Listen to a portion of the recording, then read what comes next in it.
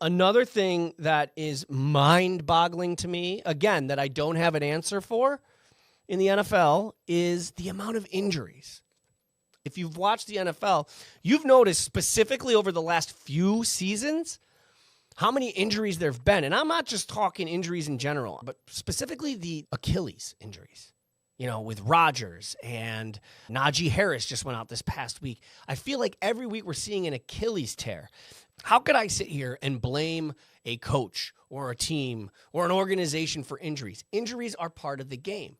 But when you take a team and you put them under the microscope like the 49ers specifically have more injuries than anybody else. If your team is getting more injuries than any other team every season, you got to start looking at the training staff. But more importantly, you've got to start looking at the off-season program and even the in-season program between weeks.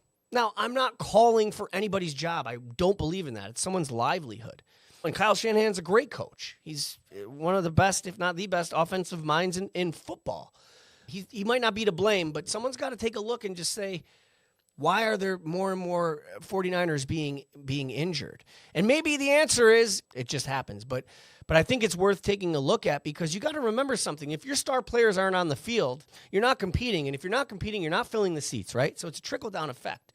So it does affect the game and the sport overall. I hate injuries. I think injuries are the worst thing for the NFL, but they're unavoidable. How many seasons have been ruined because of an injury? Look at the Jets when Rodgers tore his Achilles.